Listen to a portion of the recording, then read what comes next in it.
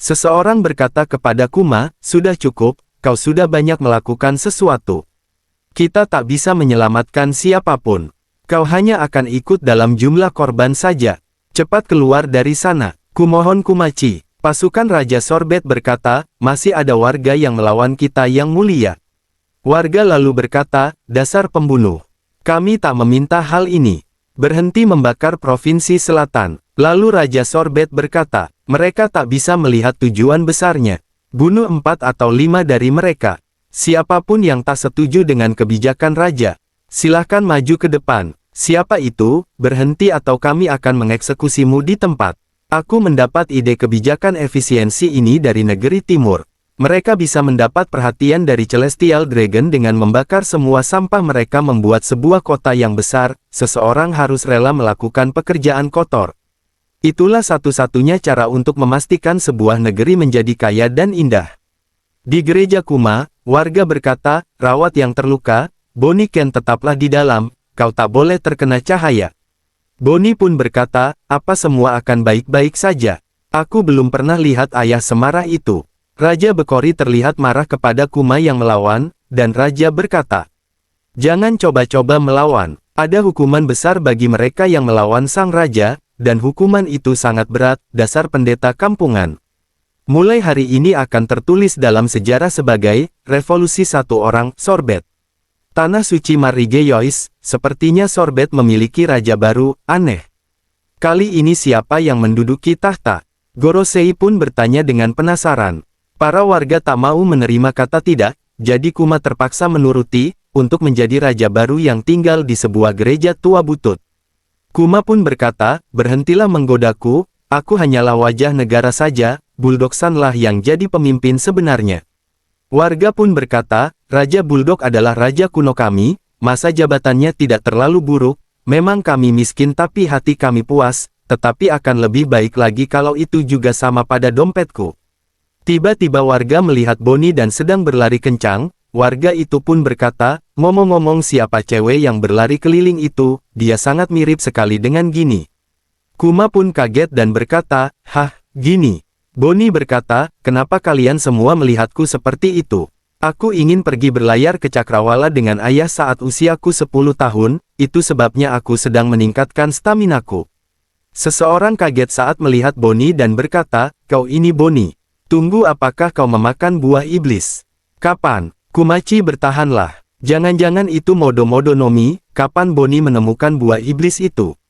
Entahlah, coba kau katakan sesuatu Bonnie. Bonnie berkata, Granny time. Kuma yang berdengar Bonnie berkata itu lalu dia pun berkata, tunggu Bonnie, tubuhmu tak mampu menangani itu. Lalu seseorang datang dan berkata, Raja Kuma, Buldoksan ingin bertemu. Kemudian Buldoksan pun datang. Bonnie yang melihat Buldoksan datang, lalu ia bertanya, kau ini siapa kakek? Buldoksan lalu menjawab, kau pasti putri Bonnie, aku Buldok penasihat ayahmu, aku datang ke sini membawa berita penting. Sepertinya kalian sudah bertemu dengan ibuku Choni yaitu Ratu Dowager yang dulu. Raja Becori berencana untuk kembali. Apa ini? Artikel ini cuma pencemaran nama. Ini kelihatan sekali ulah dari propaganda Becori. Di artikel ini tertulis bahwa kau telah membakar desa dan merebut tahta dengan paksa. Beraninya dia saat ini pasti sedang tertawa di sebuah pulau wisata di suatu tempat. Ini bukti kalau Becori masih punya dukungan dari pemerintah dunia. Aku yakin dia pasti akan mencoba lagi merebut tahta. Aku mendapat laporan yang mengatakan kapal tempurnya sudah bersiaga. Aku tak mau lagi melihat wajah si Becori itu, kalau dia kembali dia pasti akan membunuh kita. Kuma pun berkata, menurutku juga begitu, aku tak akan membiarkan dia menginjakkan kaki di tanah Sorbet. Kalau Becori sampai menyerang lagi, aku akan lakukan apa yang ku bisa, namun aku yakin mereka pasti akan memburuku seperti kriminal. Aku tak bisa tetap tinggal di sini, oleh karena itu, Buldoksan tolong kau ambil kembali posisi raja ini agar situasi kembali berjalan normal seperti biasa. Dan tolong kau ajak Bonnie, gereja ini tak akan aman lagi, aku paham kami akan buat rumah baru yang melindunginya dari semua sumber cahaya alami. Bonnie aku akan segera kembali secepat mungkin, jadilah kau gadis yang baik ya, Bonnie kau jadi mirip sekali dengan ibumu. Bonnie pun berkata, ayah kau mau pergi kemana? Aku pasti akan kesepian. Becori yang melihat Kuma mulai berlayar, langsung memberi instruksi kepada pada marinir, agar mulai menembaki Kuma. Dia adalah tiran yang merebut tahtaku. Bunuh Kuma sekarang juga, akulah pemimpin sorbet yang sebenarnya. Kuma lalu berkata, apa kau tak punya malu? Beraninya kau menunjukkan wajahmu di sini lagi? Kuma langsung menenggelamkan armada tersebut. Setelah itu Kuma pun pergi ke laut dan dianggap sebagai bajak laut. Kekuatannya memperbesar nama buruknya yang menyebar sangat cepat, yang membuatnya menjadi buronan berhadiah. Bonnie yang sedang melamun di kamarnya berkata, ayah aku kangen. Nenek Choni berkata, maafkan aku Bonnie-chan, tapi cobalah untuk mengerti. Kuma-san menyelamatkan kita semua, dia adalah pahlawan.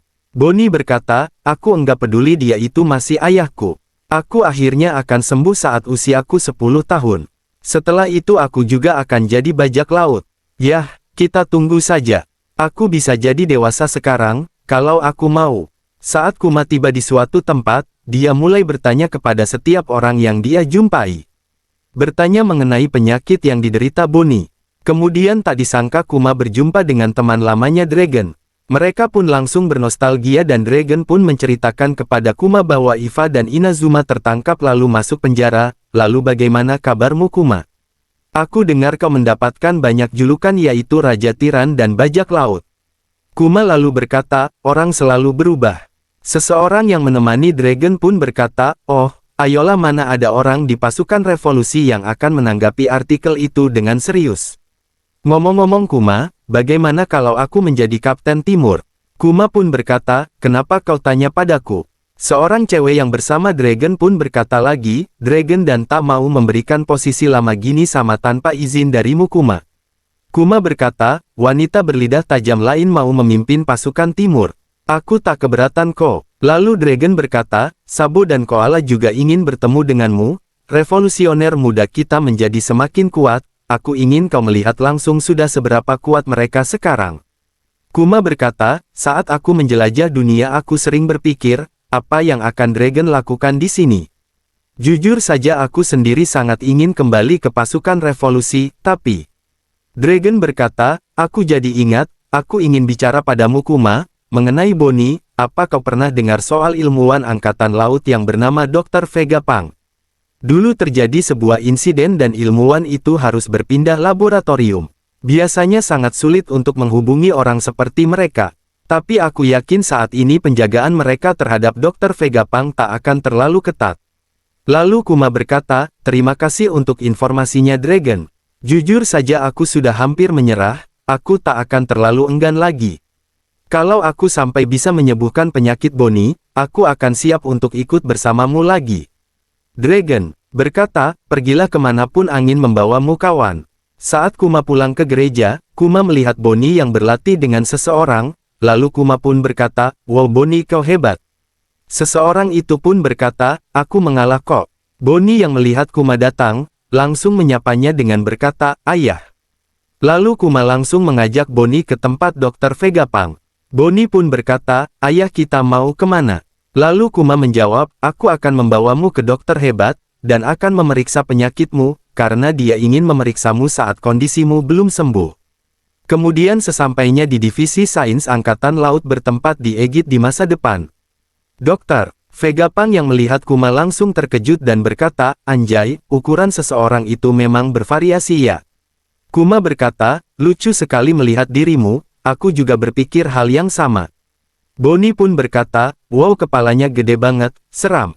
Dokter Vegapunk lalu berkata lagi, fisikmu itu sungguh luar biasa. Tolong kau harus membiarkan untuk meneliti ototmu. Demi perkembangan sains, oh apa dia anak sakit yang kau ceritakan. Dia kelihatannya anak yang nakal, yah, sedikit kenakalan itu tidak masalah. Safir Skale, kerja yang bagus untuk mencegah penyebarannya. Aku bisa menyembuhkan dia. Kuma langsung berkata, sungguh. Dokter Vegapunk lalu menjelaskan proses penyembuhannya, yang aku lakukan adalah dengan melakukan metode yang belum pernah dipakai di bidang medis. Lebih tepatnya aku akan melakukan transplantasi sel batang. Dengan jumlah uang dan usaha yang dibutuhkan dalam prosedurnya itu akan sama seperti membuat cyborg. Lalu Kuma berkata, kau mau mengubah Bonnie menjadi cyborg? Dokter Vegapunk berkata, bukan, aku cuma membandingkan biayanya saja. Kau ini Bakeinir. Yayah kau tahu bukan aku ini bekerja untuk pemerintah dunia. Kuma berkata, aku percaya Dragon, lalu kenapa kau ingin mengambil darahku? Aku tak punya cukup sampel untuk menjelaskannya secara detail, apakah kau ingin mengkloningku? Dokter, Vegapunk menjawab, benar, aku ingin mengkloningmu, selama ini aku mencari model yang sempurna untuk proyek prajurit kloningku. Jika kau mau mendonorkan darah dan memberiku izin untuk membuat klonmu menjadi prajurit, aku akan membebaskan semua biaya medis untuk prosedur Boni. Kau saat ini tak punya uang bukan? Kuma pun berkata, yah. Aku tak punya alasan untuk menolak tawaran itu. Tapi apa yang akan kau lakukan dengan prajurit kloningku? Sebuah pasukan di mana semua prajuritnya mirip denganku, tapi apakah mereka akan menjadi seperti mariner? Lalu Vegapunk berkata, sebagian besar begitu, apakah kau pernah mendengar soal energi elektromagnetis? Prajuritku akan memiliki tubuh yang begitu kuat hingga bisa menahan peluru, mereka juga akan menjadi pahlawan yang akan melindungi yang lemah dan tak berdaya. Kalau aku sampai bisa membuat mereka bisa menembakkan laser juga, para bajak laut pasti akan ketakutan.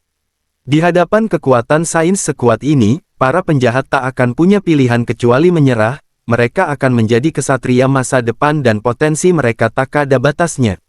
Kuma berkata, Dragon bilang bahwa kau cukup terbuka soal ambisimu. Rupanya dia berkata benar, soal kau yang eksentrik namun bisa dipercaya. Dia itu memang orang yang sok baik. Jika kloning diriku suatu hari akan menyelamatkan orang lain, mungkin aku bisa melihat itu sebagai alasan yang baik kenapa aku dilahirkan. Tapi mungkin Dragon tak akan senang dengan perjanjian ini, tidak apa-apa, aku akan tetap berterima kasih kepada kalian berdua. Jujur saja jika hal itu dapat menyembuhkan Boni aku akan rela jika harus membuat perjanjian walau dengan iblis sekalipun. Tolong selamatkanlah Boni, dokter. Vegapunk berkata, kau memang benar-benar orang suci.